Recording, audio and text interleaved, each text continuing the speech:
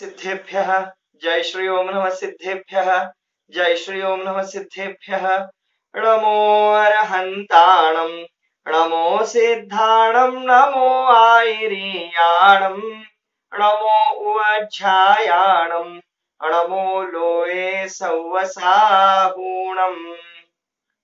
जीवमजीवं दव्वं जिणवरवसहेण जेण नेत्तिष्ठं देविन्दविन्दवन्दं वन्दे तं सौवदा शिरसा जिस चैतन्य महाहिमगिरि से परिणति के घन टकराते हैं शुद्ध अतीन्द्रिय आनंद रस की मूसल धारा बरसाते हैं जो अपने आश्रित परिणति को रत्नत्रय की निधियां देता वंदन उस चैतन्य राज को जो भव भव के दुख हर लेता वंदन उस चैतन्य राज को जो भव भव के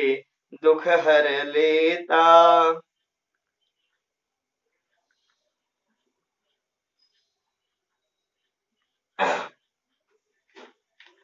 श्री बृहद्रव्य संग्रह या ग्रंथाच्या आधारे आपण चर्चा करीत आहोत। मंगलाचरणाची चर्चा आपली खूप विस्ताराने होते आहे। गेल्या विगत 2-3 व्याख्यानांपासून आपण या ग्रंथाचा संदर्भ, या शास्त्र स्वाध्यायासाठी आवश्यक अशा बिंदूंची चर्चा आणि मंगलाचरण याच्यावरतीच चर्चा करीत आलेलो आहोत। आता काल आपण या मंगलाचरणामध्ये जे वंदे पद आलेलं आहे त्या वंदे पदाच्या आधारे भाव नमस्कार आणि द्रव्य नमस्कार यांची विस्ताराने चर्चा केली आणि पाहिलं की कशा प्रकारे या नमस्कारामध्ये सुद्धा खरोखर जिनांचं अनुसरण करण्याची अपेक्षा आहे। केवळ त्या जिनेंद्र भगवंतांविषयी आपल्या अंतरंगामध्ये महिमा भाव असणं किंवा त्यांची स्तुती आपल्या मुखातून म्हणणं किंवा या शरीराद्वारे विशिष्ट क्रियाकलापांच्या द्वारे त्यांच्या समोर नतमस्तक होणं याचंच नाव केवळ नमस्कार नसून त्यांनी सांगितलेल्या मार्गावर स्वतः चालणं आणि तदनुरूप आचरण करून त्यांच्याप्रमाणे पूर्ण वितरागता मिळवण्याचा आंशिक का होईना पुरुषार्थ करणं आणि आपल्या पर्यायीमध्ये आपल्या जीवनामध्ये सुद्धा त्यांच्याप्रमाणेच चर्या अवलंबन याचंच नाव खऱ्या अर्थाने त्यांना केलेला भाव नमस्कार होय। पहा ना, एखाद्या वृद्ध व्यक्तीला 4 मुलं असावीत आणि ती 4ही मुलं त्या वृद्ध व्यक्तीचा किंवा आपल्या म्हाताऱ्या पित्याचा खूप आदर करताहेत, खूप त्याची सेवा करताहेत, त्यांच्या मनामध्ये त्याच्याविषयी खूप भक्तिभाव आहे आणि अगदी मरणसमयी ते चौघेही त्याच्या समोर आहेत आणि त्यांनी सांगितलं की बाबांनो जरा पाणी घेऊन या। आता ते चौघेही त्याच्याबद्दल खूप मनामध्ये आदर भाव बाळगतात, परंतु त्याला पाणी कुणी आणून देत नाही, तर मग असं म्हणता येईल का हो की ते त्याचे खऱ्या अर्थाने पुत्र आहेत? नाही म्हणता येणार। खऱ्या अर्थाने त्यांनी सांगितलेलं ऐकलं तरच ते त्यांचे खरे अनुयायी होऊ शकतात। अगदी त्याच पद्धतीने येथे जिनोपदिष्ट तत्वाद्वारे जो जीव पंचपरमेष्ठीं सोबतच आपल्या आत्ममार्गाचा आश्रय घेतो, आपल्या शुद्धात्म तत्वाचा आश्रय घेतो आणि त्याद्वारे स्वतः जिन होण्याचा पुरुषार्थ करतो, खऱ्या अर्थाने त्याचा तो अल्प पुरुषार्थ म्हणजेच भगवंतांना केलेला खराखुरा भाव नमस्कार होय, ही चर्चा येथे मुख्य आहे। आता या बृहद्रव्य संग्रह ग्रंथामध्ये या नमस्काराला 3 प्रकारे सांगण्यात आलेला आहे। जे नवीन लोक असतील त्यांना मी हे सांगू इच्छितो की हा ग्रंथ बऱ्याच वेळेला नयांच्या भाषेमध्ये बोलतो, म्हणजे या ग्रंथाचं विवेचन करीत असताना अनेक नयांची नावे वारंवार घेतली जाणार आहेत आणि माझ्यासमोर आता दोन मार्ग आहेत. पहिल्यांदा आपल्याला नय शिकवणं आणि मग या ग्रंथाची चर्चा करणं, परंतु या मार्गाने मी नाही जाणार आहे. तर आपण या ग्रंथाला शिकता शिकताच हळूहळू एकेका नयाचा परिचय करून घेणार आहोत आणि त्याद्वारे आपण त्या नय पद्धतीला देखील समजावून घेणार आहोत. आता पहिल्यांदा प्रश्न येतो, नय कशाला म्हणतात हेच आम्हाला ठाऊक नाही. तर अतिशय सोपा भाग आहे तो असा की नय म्हणजे ज्ञानाचा एक कोण किंवा ज्ञानाची एक विधा, वस्तूला पाहण्याचा एक दृष्टिकोन, यालाच नय असे म्हणतात. नय म्हणजे दृष्टी, की ज्या दृष्टीने आपण वस्तूला पाहतो त्यालाच नय असं म्हटलं जातं. आता त्यामध्ये अनेक प्रकार आहेत आणि ते अनेक प्रकार आपण हळूहळू शिकणार आहोत. मी आपल्याला खात्री देतो, आपण जर सलग ही व्याख्यानमाला ऐकली तर आपल्याला नंतर नंतर या नयांमध्ये पारंगतपणा सहजरित्या प्राप्त होईल. आपल्याला कधी नय समजले आणि तुम्ही त्या नयांचा प्रयोग कधी करू लागला हे तुम्हाला सुद्धा कळणार नाही. इतक्या सहज सोप्या पद्धतीने आपण या नयांची चर्चा करणार आहोत, क्रमाक्रमाने क्रमशः करणार आहोत. आपल्याकडून अपेक्षा इतकीच की आपण धीर न सोडता सलगपणे ही व्याख्यानमाला ऐकत राहावी. आपल्याला सर्व काही व्यवस्थितरित्या समजेल ही खात्री आमची. पहा, हा जो नमस्कार केलाय ना तो 3 प्रकारे केलाय. पहा, तो तुम्हाला माहिती झालाय आता. कोणता? पहिला प्रकार आहे तो म्हणजे शरीर झुकवून केलेला नमस्कार, म्हणजे शरीराद्वारे केलेला नमस्कार. दुसरा आहे वचनांच्या द्वारे केलेला, मंत्र पठणाद्वारे किंवा वंदे, नमोस्तु अशा प्रकारे शब्दांनी केलेला नमस्कार. हा आपल्याला ठाऊक आहे. येथे हा जो दृश्य असणारा म्हणजे सर्वांना दिसणारा, एखादा व्यक्ती आला आणि त्याने हात जोडून नमस्कार केला तर तो दृश्य नमस्कार आहे. दृश्य म्हणजे सर्वांना दिसणारा, शरीराद्वारे होणारा. त्याचबरोबर एखाद्याने वचनांच्या द्वारे नमस्कार केला तर तोही आपल्याला कळतो, कारण आपण त्याला ऐकतो. तर हा जो दृश्य असणारा शरीराच्या द्वारे केला गेलेला नमस्कार आहे त्याला येथे द्रव्य नमस्कार म्हटलेला आहे आणि तो नमस्कार असद्भूत व्यवहार नयाने केलेला आहे. आता तो नयाचं नाव आलं येथे, असद्भूत व्यवहार नय. आता तो कसा असतो? थोडक्यात आत्मा आणि शरीर या दोघांनी मिळून जिथे कथन केलेलं असतं तेथे हा असद्भूत व्यवहार नय होतो. आता त्याचेही प्रकार असतात, उपचरित असद्भूत, अनुपचरित असद्भूत. मला एकदम सगळं काही सांगायचं नाहीये, मला हळूहळू आपणाला सर्व काही सांगायचं आहे आणि म्हणून आपण जितकं सांगतो तितकं समजावून घेण्याचा प्रयत्न करावा. शक्य असेल तर थोडक्यात कुठेतरी ते टिपून ठेवावं, जेणेकरून आपल्याला नंतर कधी एक नजर टाकली तर सगळा विषय सहजरित्या समजून येऊ शकतो. तर नमस्काराचे 3 प्रकार जे आपण शिकलेलो आहोत त्यालाच शास्त्रांमध्ये थोडस शास्त्रीय नाव आहे. ते कोणतं ते मी सांगतो आहे. शरीराच्या माध्यमातून केलेला नमस्कार, वचनांच्या माध्यमातून केलेला नमस्कार हा असद्भूत व्यवहार नयाचा विषय आहे. कारण तेथे आत्म्याने केलेला नमस्कार शरीराच्या माध्यमातून प्रकट झालेला आहे, म्हणजे शरीर आणि आत्मा या दोघांची मिळून स्थिती जिथे सांगितली तो असद्भूत व्यवहार नय आहे. आता दुसरा नमस्कार सांगितला तो कोणता? तर तो सांगितला इथे मनाद्वारे केलेला नमस्कार, मनामध्ये उत्पन्न झालेली महिमा त्याला आपण गौण करूया, त्याला आपण बाजूला ठेवूया. त्यानंतर मी नमस्कार सांगितला होता जो वास्तविक भाव नमस्कार आहे. कोणता? की भगवंतांच्या प्रमाणे आपण पण ध्यानाला बसलो आणि आपण ध्यान करीत असताना आपण आपल्या निज आत्म्याचं ध्यान केलं, किंवा ज्ञानी जीव जे मोक्ष मार्गी झालेले आहेत, जे सम्यक दृष्टी बनलेले आहेत, असे जीव जेव्हा ध्यान करतात तेव्हा त्यांच्या ध्यानामध्ये त्यांना आत्म्याची विशुद्धी प्रकट होते. म्हणजे त्यांनी त्या जिनांप्रमाणे कार्य केलं, अल्प पुरुषार्थाने का होईना परंतु ते कार्य संपन्न केलं. मुनिराज सुद्धा, आपले महाराज सुद्धा सामायिक करतात, ध्यानाला बसतात आणि त्या ध्यानामध्ये ते त्या भगवंतांप्रमाणेच पुरुषार्थ करतात.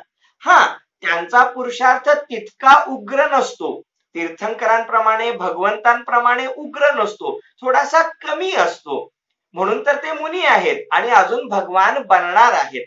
तर मग त्यांनी जो थोडासा अल्पसा ध्यानाचा पुरुषार्थ केला आणि त्या पुरुषार्थामुळे त्यांच्या आत्म्यामध्ये शुद्धता वाढली आणि तो जो भाव नमस्कार आहे तो एक देश शुद्ध नयाने केलेला नमस्कार आहे. त्याचं नाव काय आलं? एक देश शुद्ध नयाने. आता एक देश शुद्ध निश्चय नयाने. आता इथे असं एक देश शुद्ध निश्चय हा शब्द का आला सांगतो. खूप सोपा आहे. जेव्हा जीव मोक्ष मार्गावरती चालू लागतो, जेव्हा जीव संसार मार्ग करता करता किंवा या संसारामध्ये घरगृहस्थींमध्ये किंवा शरीरासोबत राहता राहता सुद्धा जेव्हा हा जीव मोक्ष मार्गी होतो तेव्हा तो अल्प पुरुषार्थ करतो. एकदम मोठा पुरुषार्थ कुणाला जमतो? कुणालाच जमत नाही. म्हणजे एकतर इस पार किंवा उस पार असं नाही होत. थोडा थोडा पुरुषार्थ करीत करीत पुरुषार्थाची पूर्णता साधली जाते. थोडस अवघड वाटतंय का हो? थोडस समजून घ्यावं लागेल. हर रोज किनारे किनारे चलते हैं, आज गहराई में उतरने का दिन है. हिंदीमध्ये बोलायचं नाहीये ना, मराठीत घ्यायचं आहे. ठीक आहे, हरकत नाही. दररोज किनाऱ्यावरून चालतच असतो, आज जरा खोलवर उतरूया, पण समजावून घेऊया. नक्की आपला संकल्पच आहे, मुळी समजलं पाहिजे. चला आपण पुन्हा एकदा शिकूया. मी आता असं म्हणालो की वास्तवामध्ये टोकाचा पुरुषार्थ एकदम घडत नाही. आपण कुठलीही गोष्ट शिकत असताना ती हळूहळू शिकतो. एकदमच पहिल्याच प्रयत्नाला सर्वच्या सर्व परिपूर्णता आपल्यामध्ये येत नाही. अगदी त्याचप्रमाणे अनादिकालीन मिथ्यादृष्टी जीव सुद्धा, दुःखी जीव सुद्धा, तुमच्या आमच्यासारखे जीव सुद्धा क्रमाक्रमाने पुरुषार्थ करतात, मोक्षमार्गी होतात, आपला आत्मपुरुषार्थ करण्याचा यत्न करतात. मग तेव्हा काय घडतं? थोडासाच पुरुषार्थ झाल्यामुळे फळ सुद्धा थोडंसंच मिळतं. अल्प पुरुषार्थ केल्यामुळे सुख सुद्धा त्या प्रमाणातच मिळतं. मग अशा वेळेला जी थोडीशी शुद्ध अवस्था, बरीचशी अशुद्ध अवस्था लक्षात येते ना, थोडीशी शुद्धता, थोडीशी अशुद्धता अशी जी मिळून मिसळून असलेली अवस्था असते, त्याला जो न पाहतो, त्याला त्याच्याकडे जेव्हा दृष्टी केली जाते तेव्हा त्याला म्हणतात एक देश शुद्ध निश्चय नय. किती सुंदर आहे. एक देश, एक देश म्हणजे आंशिक आणि सर्व देश म्हणजे संपूर्ण. काय सांगितलं? एक देश म्हणजे आंशिक आणि शुद्ध. मग एक देश शुद्ध. मला सांगा, एक देश शुद्ध असेल तर उरलेलं काय असणार? अशुद्ध. एक देश शुद्ध म्हणजे आंशिक शुद्ध झाला, मग उरलेला काय असणार? अशुद्धतेचा भाग. तर अशा प्रकारे जेव्हा जीव पुरुषार्थ करायला प्रारंभ करतो तेव्हा त्याला थोडं थोडं जमू लागतं, थोडं थोडं जमत नसतं. मग अशा वेळेला त्याला जे थोडं थोडं धर्म जमू लागलेला आहे, थोडं थोडं त्याला ध्यान करायला जमत आहे, अशी जी अवस्था आहे त्या अवस्थेला सांगणारा नय म्हणजे एक देश शुद्ध निश्चय नय होय. समजलं? आता तो जो नमस्कार सांगितला, भाव नमस्कार, जो की जिनेंद्र भगवंतांना केलेला नमस्कार आहे, जो त्यांच्याप्रमाणे वागण्याचा केलेला प्रयत्न आहे, तो नमस्कार हा एक देश शुद्ध निश्चय नयाने केलेला नमस्कार आहे. समजा यातलं तुम्हाला काही नाही समजलं, काही लक्षात नाही राहिलं तरी चिंता करू नका, हे आपण वारंवार शिकणार आहोत. पहिल्यांदा हे शब्द केवळ कानावरून जाऊ देत, केवळ ते ऐकणं हाच पहिला शास्त्रांमध्ये पुरुषार्थ सांगितलाय. हो, काय सांगितलं? नवीन शब्द केवळ ऐकणं आणि त्यांचा उच्चार करणं हा त्यांना शिकण्याचा पहिला मार्ग सांगितलाय. न्यायशास्त्रामध्ये उद्देश, लक्षण निर्देश आणि परीक्षा अशा प्रकारे शिकण्याचे 3 सोपान आलेले आहेत. आणि त्यातला पहिला जो आहे ना उद्देश, त्यामध्ये सांगितलंय पहिल्यांदा काहीही शिकू नका, पहिल्यांदा केवळ हे शब्द ऐका आणि ते शब्द म्हणा म्हणजे तुमचा अभ्यास झाला. बोला, किती सोपं सांगितलंय. नाम मात्र कथनम उद्देश असं म्हटलेलं आहे. ठीक आहे, मी आणखी अवघड नाही करीत. तर माझा सांगण्याचा भाव हा होता की आपण काल जे पूर्ण शिकलो कोणतं की शरीराच्या द्वारे केलेला नमस्कार, वचनांच्या द्वारे केलेला नमस्कार हा खूप स्थूल आहे. हा खूप स्थूल आहे, कारण तो इतरांना सुद्धा ओळखता येतो, इतरांना सुद्धा दिसतो आणि त्यामुळे तो द्रव्य नमस्कार आहे आणि तो असद्भूत व्यवहार नयाचा विषय आहे. याउलट जो आपण ध्यानाचा पुरुषार्थ केला, आपण जी अंतरंगामध्ये शुद्धता साधण्याचा प्रयत्न केला आणि आपण सुद्धा जर मोक्ष मार्गी झालो, तर मग भगवंतांची आज्ञा आपण ऐकली, त्यांचंच अनुसरण आपण केलं, त्यांना अनंत सुख मिळालं, आम्हाला कणभर सुख मिळालं, असं जर झालं तर त्यावेळेला आम्ही जो केलेला त्यांना त्यांच्याप्रमाणे वागून केलेला नमस्कार आहे, त्याला एक देश शुद्ध निश्चय नयाने केलेला नमस्कार असं म्हणतात. अद्भुत. आता तिसरा नमस्कार सांगणार आहे, जो मी काल सांगितला नव्हता. तिसरा आहे की ज्याद्वारे नमस्कार संभवतच नाही, म्हणजे अजून एक न येतो, त्याचं नाव आहे परम शुद्ध निश्चय नय. परम शुद्ध निश्चय नय. हे सगळे नय आपण हळूहळू क्रमाक्रमाने विस्ताराने शिकणार. आज आपण त्याची केवळ ओळख करून घेऊया. भगवान आहेत, ज्यांना नमस्कार करतो आहे ते भगवान आहेत आणि ते भगवान 24 ही तीर्थंकर ज्यांना नमस्कार करतो आहोत आपण, ते सुद्धा जीव आहेत आणि मी सुद्धा जीव आहे. बघा, ते सुद्धा जीव आहेत, मी सुद्धा जीव आहे, पण ते अनंत सुखी जीव आहेत आणि मी संसारामध्ये असल्यामुळे, अजून मोक्ष मार्गाचा पुरुषार्थ न केल्यामुळे, अजूनही तत्वज्ञानापासून खूप दूर असल्यामुळे मी अनंत दुःखी आहे. म्हणजे ते अनंत सुखी आहेत आणि मी अनंत दुःखी आहे. हा झाला आमच्यातला फरक. परंतु ते सुद्धा जीव आहेत, मी सुद्धा जीव आहे. अशा प्रकारे त्यांच्या सुखीपणाचा आणि माझ्या दुःखीपणाचा विचार जर बाजूला ठेवला, ते सुखी आहेत हा विचार आपण बाजूला ठेवला, मी दुःखी आहे हा विचार बाजूला ठेवला आणि इतकाच विचार केला की ते जीव आहेत आणि मी देखील जीव आहे, ते जसे जीव आहेत तसाच मी सुद्धा जीव आहे. अवस्थेमध्ये काय होत आहे, ते काय भोगत आहेत, त्यांनी किती पुरुषार्थ केलाय, हे सगळं गौण करायचं. गौण करायचं म्हणजे तात्पुरतं पाहायचं नाही. पाहायचा तो फक्त त्यांचा जीवपणा आणि पाहायचा फक्त माझा जीवपणा, असाही एक नय आहे, अशी ही एक दृष्टी आहे की ज्या दृष्टीमध्ये भगवंतांचं केवळ जीवत्व पाहिलं जातं आणि माझ्यामधलं केवळ जीवत्व पाहिलं जातं. आणि मग येथे आचार्य नेमिचंद्र सिद्धांती देव म्हणतात की जेव्हा मी भगवंतांमधलं जीवत्व पाहतो आणि माझ्यामधलं जीवत्व पाहतो, तेव्हा मला आमच्या दोघांमध्ये काही फरकच कळत नाही, कारण ते पण जीव आहेत, मी पण जीव आहे, त्यांच्यामध्ये पण अनंत गुण आहेत, माझ्यामध्ये पण अनंत गुण आहेत, काही फरकच दिसत नाही. आणि फरक नसल्यामुळे नमस्कार करण्याचा प्रश्नच येत नाही. कारण नमस्कार केव्हा केला जातो, जेव्हा एखादी व्यक्ती उत्कृष्ट असेल आणि आम्ही निकृष्ट असू, तेव्हा त्याच्यामध्ये नमस्कार होऊ शकतो, वंद्य वंदक भाव होऊ शकतो. येथे नेमिचंद्र सिद्धांती देव म्हणतात की जर जीवत्वाच्या अपेक्षेने पाहिलं, परम शुद्ध निश्चयनयाच्या अपेक्षेने पाहिलं, तर ते सुद्धा जीव आहेत, मी सुद्धा जीव आहे, या अपेक्षेने विचार केला असता दोघांमध्ये कोणताही अंतर राहत नाही आणि अंतर नसल्यामुळे वंद्य वंदक भावच होत नाही, त्यामुळे नमस्काराचा प्रश्नच येत नाही. अशा प्रकारे येथे नेमिचंद्र सिद्धांती देव एकूण 3 प्रकारे वर्णन करून सांगतात. पहिल्यांदा म्हणतात मी शरीराने नमस्कार करतो, शिरसा. मग म्हणतात मी वचनांच्या द्वारे नमस्कार करतो, हा झाला द्रव्य नमस्कार, स्थूल नमस्कार. मग म्हणतात मी भगवंतांप्रमाणे ध्यानाचा पुरुषार्थ करतो, तोच माझा त्यांना असली वास्तविक नमस्कार आहे आणि तो एक देश शुद्ध निश्चयनयाने आहे. आणि नंतर म्हणतात खरोखर पाहायला गेलो तर तो एक उत्कृष्ट नय आहे की ज्याद्वारे भगवान सुद्धा जीव आहेत, मी सुद्धा जीव आहे, या जीवत्वाच्या दृष्टीने पाहिलं असता कोणी अधिक नाही, कोणी उणे नाही आणि या अपेक्षेने वंद्य वंदक भावच राहत नाही. हो हो, अद्भुत.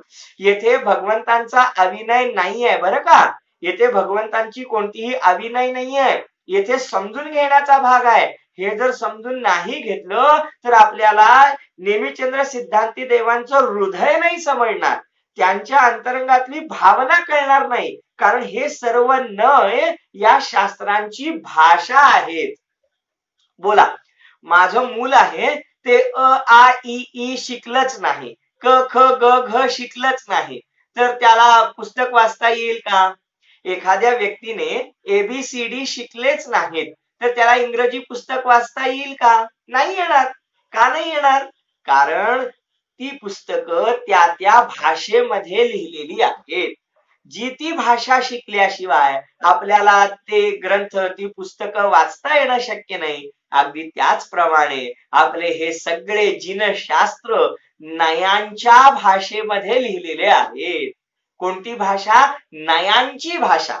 हो हो, म्हणजे आपले शास्त्र प्राकृत भाषेत लिहिले, संस्कृत भाषेमध्ये लिहिले, मराठी, हिंदी, कन्नड, गुजराती अशा अनेक भाषांमध्ये त्यांची अनुवाद झाले, परंतु या भाषा खूप नंतर आहेत. पहिल्या या जिनागमाची मूळ भाषा आहे ती म्हणजे नयांची भाषा. निश्चय नय, व्यवहार नय, द्रव्यार्थिक नय, पर्यायार्थिक नय, असे अनेक नय, आणि ते क्लिष्ट नाहीयेत, ते अवघड नाहीयेत. आपण आजपर्यंत कधी ऐकले नाहीत, आपण कधी त्यांच्या मुळापासून गांभीर्याने विचार केला नाही, म्हणून आपल्याला ते कठीण वाटतात.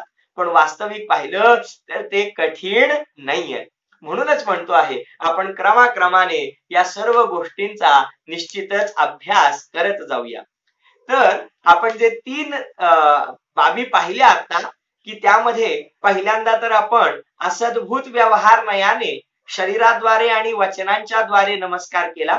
त्यानंतर ध्यानाद्वारे जी शुद्धता प्रकट झाली त्या शुद्धतेद्वारे भाव नमस्काराद्वारे एक देश शुद्ध निश्चयनयाने नमस्कार केला. आणि शेवटी पाहिलं की या सगळ्या अवस्थांना, या सगळ्या स्थूल सुख दुःखाच्या भावांना जर दूर केलं तर द्रव्य रूपाने किंवा मूळ वस्तू रूपाने, जीव रूपाने भगवान देखील जीव आहेत, मी देखील जीव आहे, आणि त्यामुळे परम शुद्ध निश्चयनयाने पाहिलं असता वंद्य वंदक भाव हा होतच नाही किंवा राहत नाही. अशा प्रकारे येथे पहिली गाथा जी की मंगलाचरणाची आहे ती पूर्ण होते, की ज्यामध्ये नेमिचंद्र सिद्धांती देवांनी जीव आणि अजीव द्रव्यांचं वर्णन करणाऱ्या देवेंद्रांच्या समूहाद्वारे वंद्य असणाऱ्या जिनवर वृषभांना नतमस्तक होऊन भगवंतांना नमस्कार केलेला आहे. तर अशी ही गाथा येथे पूर्ण होते. आता याच्यामध्ये काही टेक्निकल गोष्टी पण दिलेल्या आहेत. टेक्निकल गोष्टी म्हणजे की ज्यांचा थोडासा सूक्ष्म अभ्यास करणाऱ्यांना खूप दिशा मिळू शकते, की याच्यामध्ये संबंध, अभिधेय आणि प्रयोजन या 3 गोष्टींच्या द्वारे सुद्धा चर्चा केलेली आहे. आता मी सध्या ती चर्चा गौण करतो, केवळ एकदा सांगून देतो, पण त्याच्या विस्तारात जात नाही. पहिली गोष्ट संबंध. आपण त्या 6 गोष्टी पाहिल्या होत्या ना, 6 गोष्टी शास्त्र शिकण्यासाठी आवश्यक. अगदी त्याचप्रमाणे येथे आणखी 3 गोष्टींचा उल्लेख केलेला आहे. तो म्हणजे संबंध, दुसरी अभिधेय आणि तिसरं प्रयोजन. थोडीफार याची चर्चा झालेली आहे. आता संबंध म्हणजे काय? या शास्त्र स्वाध्याय करताना आपल्याला काही संबंध दिसतो का? तर दिसतो. कोणता? तर पहिला संबंध हा आहे की हे जे शास्त्र आपण वाचतो आहोत, हे जे शास्त्र आपण अभ्यासतो आहोत, ते शास्त्र आहे व्याख्यान. त्याला काय म्हटलेलं आहे? व्याख्यान असा शब्द वापरलेला आहे. आणि या शास्त्रांच्या माध्यमातून आपल्याला काय शिकायचं आहे? तर 58 गाथा शिकायच्या. म्हणजे संपूर्ण या शास्त्ररूपी व्याख्यानामधून आपल्याला एक एक करून 58 गाथा शिकायच्या आहेत. तर त्या 58 गाथा आहेत व्याख्येय. हा थोडासा टेक्निकल भाग आहे की व्याख्यान व्याख्येय संबंध हा इथे अशा प्रकारे घटित होतो. आणखी एक संबंध होऊ शकतो, तो असा की या 58 गाथांना आपल्याला काय शिकायचं आहे? तर सांगतात या 58 गाथा ज्या आहेत त्या आहेत अभिधान. अभिधान म्हणजे त्या ज्यांच्यामधून आपल्याला शिकायचं आहे त्या गोष्टी. आणि त्या 58 गाथा शिकल्यानंतर आम्हाला जे ज्ञान होणार आहे, बुद्धीमध्ये जे ज्ञान होणार आहे, ते ज्ञान आहे अभिधेय. अशा प्रकारे येथे गाथा म्हणजे अभिधान आणि त्याद्वारे होणारं ज्ञान म्हणजे अभिधेय. अशा प्रकारे अभिधान आणि अभिधेय हा सुद्धा एक संबंध होतो, अशी एक साहित्यिक चर्चा येथे आलेली आहे. आता तिसरी गोष्ट आहे प्रयोजन. मी काय काय सांगितलं आता? पहिली गोष्ट सांगितली ती म्हणजे संबंध. दुसरी सांगितली अभिधेय, म्हणजे हा जो अभिधेय विषय आहे तो. आणि आता तिसरी गोष्ट सांगतो आहे प्रयोजन. आता प्रयोजन काय आहे? तर प्रयोजन यामध्ये हे आहे की खरं म्हणजे या सर्व शास्त्राला शिकून, या 58 गाथांना शिकून आपल्याला वस्तू स्वरूपाचं ज्ञान प्राप्त करायचं आहे. ते आपलं पहिलं प्रयोजन आहे. दुसरं प्रयोजन आहे, हे ज्ञान मिळवून तरी आपल्याला काय करायचं आहे?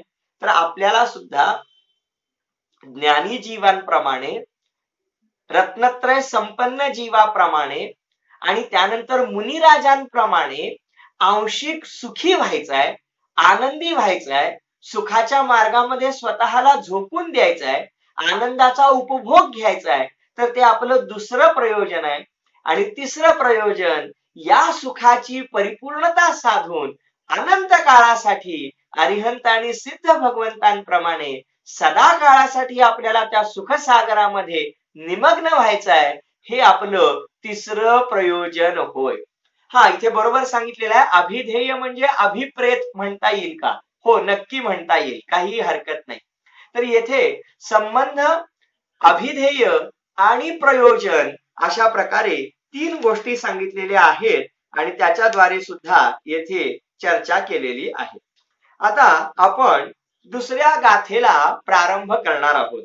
दुसऱ्या गाथेला प्रारंभ करण्यापूर्वी येथे माझ्याजवळ द्रव्य संग्रहाचं आणखी एक पुस्तक आहे आणि याच्यामध्ये प्रश्नोत्तरांच्या माध्यमातून अतिशय सुंदर विषय स्पष्ट केलेला आहे आणि तो देखील मूळ प्राकृत गाथा, त्याचा मराठी पद्यानुवाद, अन्वयार्थ आणि प्रश्नोत्तरे यांनी सहित असं पुस्तक आपलेच सांगलीतील जे साधर्मी आहेत श्री प्रकाश विठ्ठल देशमाने यांनी हे पुस्तक प्रकाशित केलेलं आहे. आणि त्याची एक विशेषता म्हणजे यामध्ये मूळ प्राकृत गाथांचा मराठी पद्यानुवाद दिलेला आहे. अतिशय सुंदर सरस भाषेमध्ये त्याचं मराठीमध्ये रूपांतरण केलेलं आहे. तर मी पहिली गाथा जी आपण शिकलो त्याचा मराठी पद्यानुवाद आपल्याला म्हणून दाखवतो. जीवा जीव द्रव्य, बघा किती सुंदर केलेलं आहे. जीवा जीव द्रव्य निरूपण केले जिनवर वृषभांनी. जीवा जीव द्रव्य निरूपण केले जिनवर वृषभांनी. असे नतमस्तक मी, असे नतमस्तक मी सर्वदा जिनेंद्र वंद्य चरणी, सर्वदा जिनेंद्र वंद्य चरणी. इतकं सुंदर सांगितलं आहे की सर्वदा देवेंद्र वंद्य चरणी. मी चुकीचं म्हणालो म्हणताना, असे नतमस्तक मी सर्वदा देवेंद्र वंद्य चरणी, म्हणजे देवेंद्रांनी वंदनीय अशा जिनेंद्र भगवंतांच्या चरणी मी नमस्कार करतो आहे. अशा प्रकारचा हा पद्यानुवाद येथे केलेला आहे. आता आपण दुसरी गाथा पाहूया. दुसरी गाथा आपल्या समोर स्क्रीनवरती दिसते आहे, पहा. जीवो उवो गमो अमुत्तिकत्ता सदेह परिमाणो भोत्ता संसारथो सिद्धोसो विस्ससोढगई. पुन्हा एकदा म्हणतो. जीवो उवो गमो अमुत्तिकत्ता सदेह परिमाणो भोत्ता संसारथो सिद्धोसो विस्ससोढगई. पहा, पहिल्या गाथेमध्ये काय सांगितलं होतं? जीव आणि अजीव द्रव्यांचं वर्णन केलेलं आहे. आता त्यामध्ये पहिल्यांदा कशाचं वर्णन येणार? जीव द्रव्याचं. आता त्या जीव द्रव्याचं वर्णन करणारी ही दुसरी गाथा आपल्याला समोर दिसते आहे आणि तिचा इतका सोपा अर्थ आहे की तो कुणालाही सहज समजू शकतो. पहा काय म्हटलंय. पहिला द्रव्य आहे जीव द्रव्य. तर त्या जीव द्रव्याचं वर्णन काय करतात? कसा आहे जीव द्रव्य? तर जीवो म्हणजे जीव, म्हणजे जीव हा जीव आहे कारण तो जगणारा आहे. दुसरी विशेषता कोणती याची? उवो गमवो म्हणजे उपयोगमय. हा जीव कसा आहे? उपयोगमय आहे. आता उपयोग कशाला म्हणतात याची चर्चा आपण सगळी करणार आहोत. आता केवळ आपण शब्दार्थ पाहूया. जीवो म्हणजे जगणारा. जीवद्रव्य कसं आहे? जीव आहे म्हणजे जगणारा आहे. उवो गमवो म्हणजे उपयोगमय आहे. अमूर्ती म्हणजे अमूर्तिक आहे. अमूर्ती ही खाली लिहिलंय संस्कृत मध्ये. अमूर्तिक आहे. कत्ता म्हणजे करता आहे. सदेह परिमाणो म्हणजे स्वदेह परिमाण. स्वदेह आपल्या शरीर, परिमाण म्हणजे आकाराचा आहे. आपल्या शरीराच्या आकाराचा आहे. भोक्ता म्हणजे भोक्ता आहे. संसारथो म्हणजे संसारस्थ, संसारात राहणारा आहे. सिद्धो म्हणजे सिद्ध आहे. आणि सह म्हणजे तो जीव विस्ससोढगई म्हणजे विस्रसा ऊर्ध्वगती. विस्रसा म्हणजे सरळ आणि ऊर्ध्वगती म्हणजे सरळ वरच्या दिशेने जाणारा म्हणजे ऊर्ध्वगतीने गमन करणारा आहे.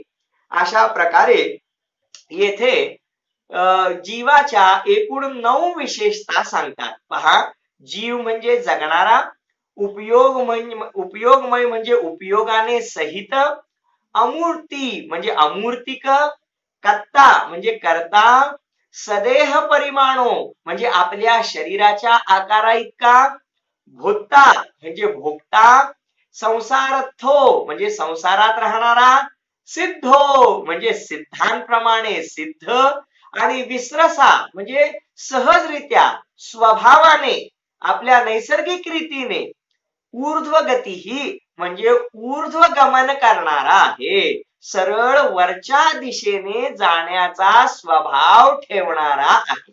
तर अशा प्रकारे या दुसऱ्या गाथेचा शब्दार्थ आपण पाहिला. एकूण किती विशेषता झाल्या हो?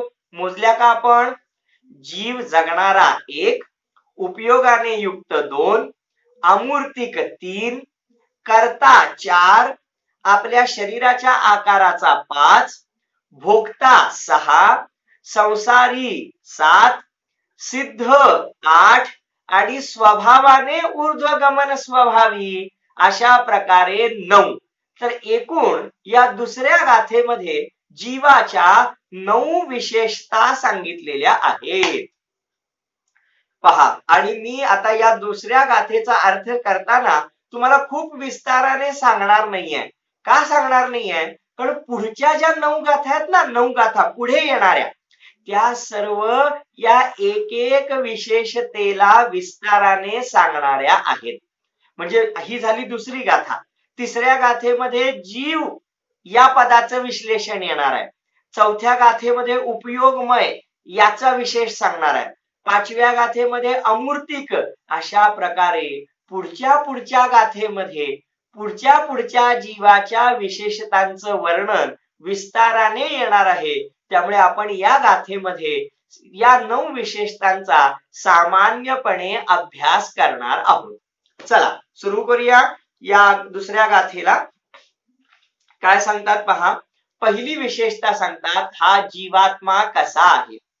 तर जीव पहिल्यांदा आपण हे समजावून घेऊया बालबोध रीतीने, पाठशाळेच्या मुलांच्या दृष्टीने आम्ही जीव अजीव कसं सांगतो. तर लिव्हिंग नॉन लिव्हिंग थिंग्स आपल्याला माहिती असेल, सजीव निर्जीव आपण शाळेमध्ये सुद्धा शिकलेलो आहोत. तर जीव कुणाला म्हणतात? तर जो सुख दुःखाचा अनुभव करतो, ज्याच्यामध्ये ज्ञान आहे, ज्याच्यामध्ये दर्शन आहे, तो खऱ्या अर्थाने जीव आहे.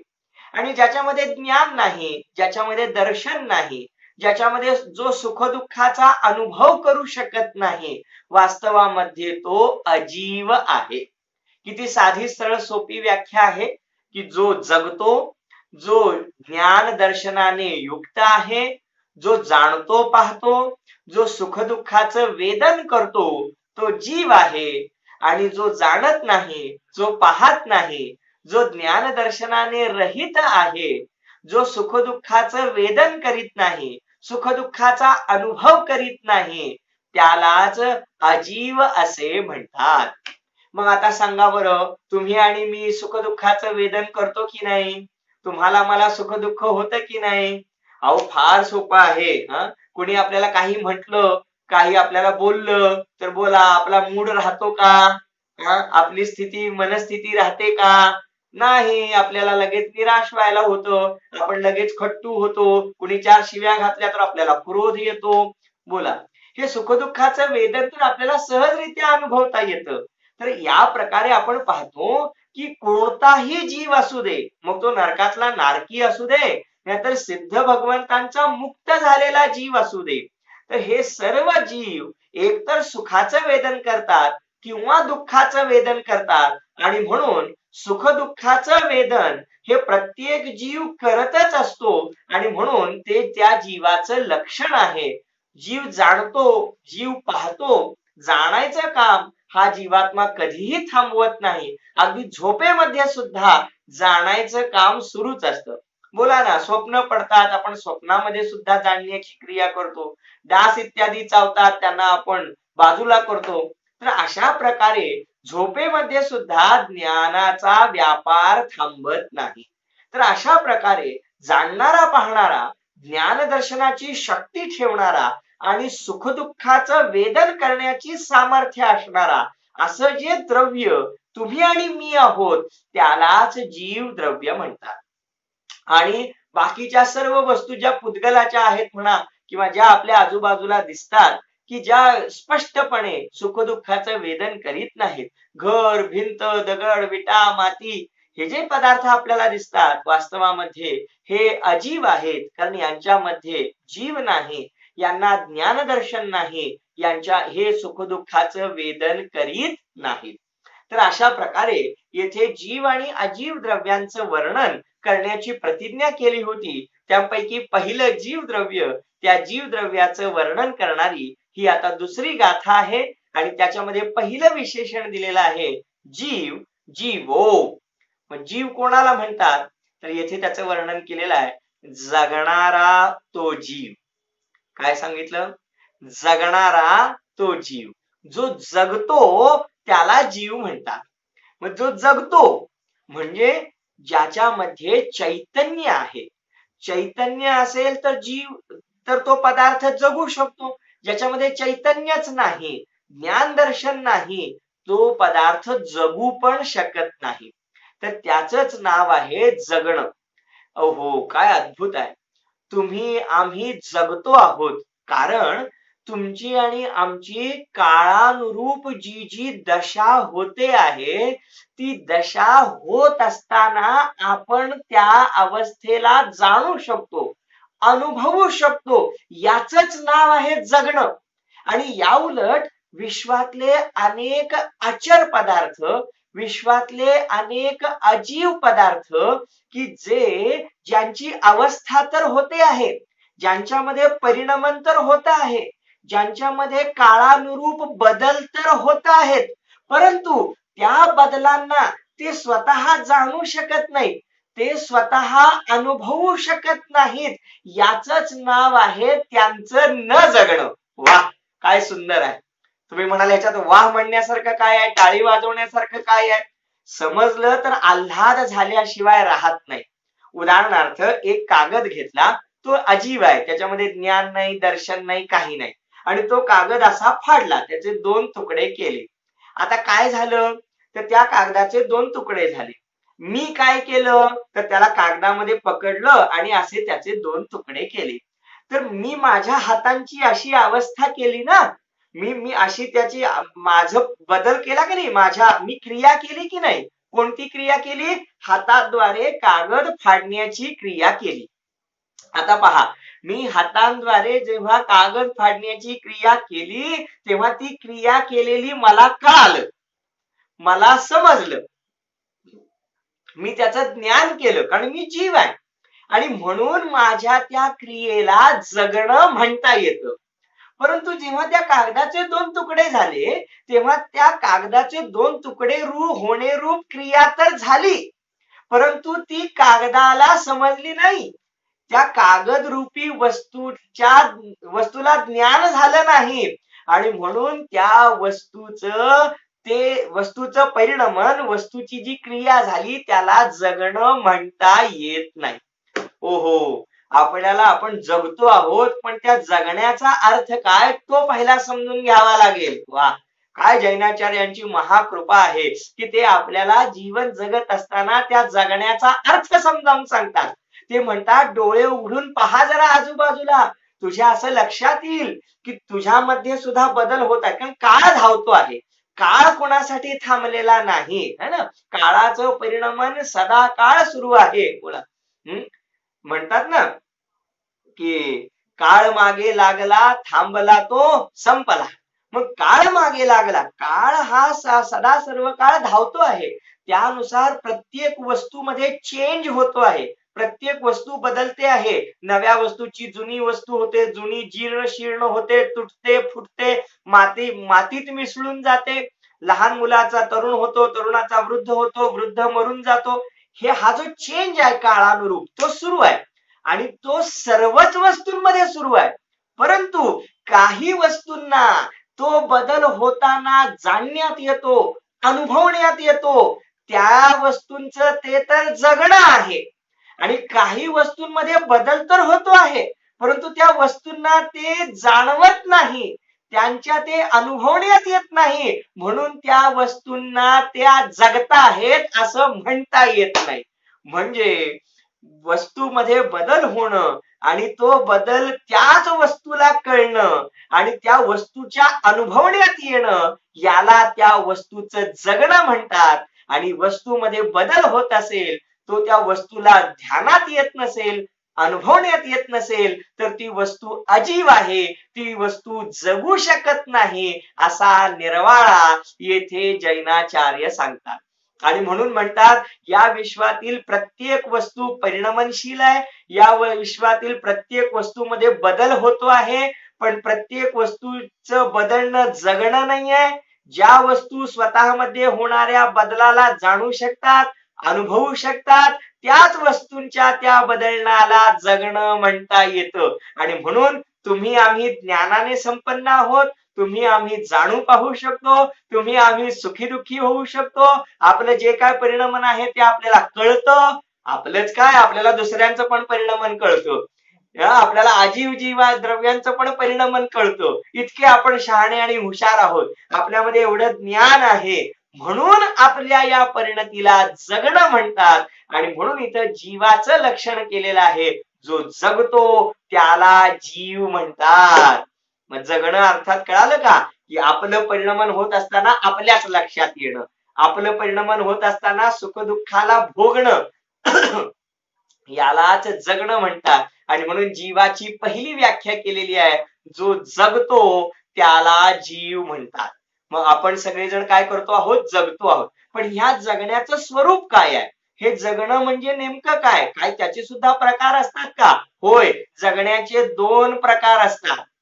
ते लौकिकामधले नव्हे. कोणतं, काय, रडत खडत दुःख करत करत कणत कणत जगायचं, ते जगणं काही उपयोगाचं नाही. आनंदाने, हसतमुखाने आणि सदाकाळ आपल्या अंतरंग निधीचा आस्वाद घेत जगणं, त्याचं नाव खऱ्या अर्थाने जगणं आहे. हे 2 प्रकार आहेत, हे इथे गौण केलेले आहेत. आणि इथे जगण्याची अद्भुत व्याख्या केलेली आहे, त्याची चर्चा आपण यथासमय करूया. खूप सुंदर प्रकरण आहे. जीव आणि अजीव द्रव्यांचा क्रमशः आपण अभ्यास करणार आहोत.